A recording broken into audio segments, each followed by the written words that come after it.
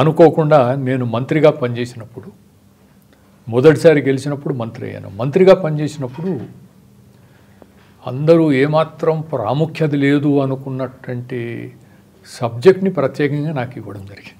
Okay okay, ఏంటండి? అంటే జనంతో సంబంధం ఉండొద్దు. ఒక ఎవరైనా మంత్రిగా చేరినప్పుడు మొదటి అందరూ చూసేది, గమనించేది ఏమిటంటే ఈ శాఖకు బడ్జెట్ ఎంత ఉంది అనే విధంగా ఉంటుంది.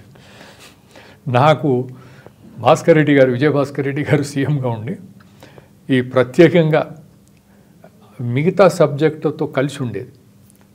ఎనర్జీ అంటే electricity, forest, environment, science and technology అంతా కలిపి ఒక డిపార్ట్మెంట్గా ఉండేది.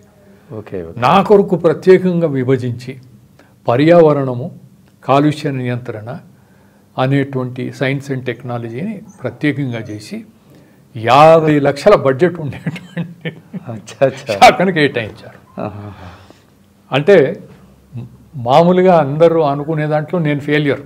అంటే బడ్జెట్ లేని శాఖ ఇదేమిటి?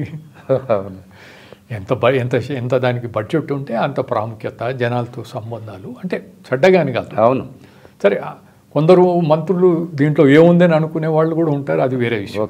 జనరల్గా చెప్తాను. ఆ రోజు ఇద్దరే చాలా సంతోషపడ్డది. ఒకటి నేను, ఇంకోటి నాన్నగారు అప్పుడు తమిళనాడులో గవర్నర్గా ఉన్నారు. ఇక్కడ ఉండే గవర్నర్ కృష్ణకాంత్ గారు వెంటనే ఫోన్ చేసి, నేను స్వేరింగ్ చేశాను, ఇది సబ్జెక్ట్ అని వారికి ఇన్ఫర్మేషన్ నేను మాట్లాడలోపు వరకు వచ్చి ఓకే, ఈ వాజ్ హ్యాపీ అని నేను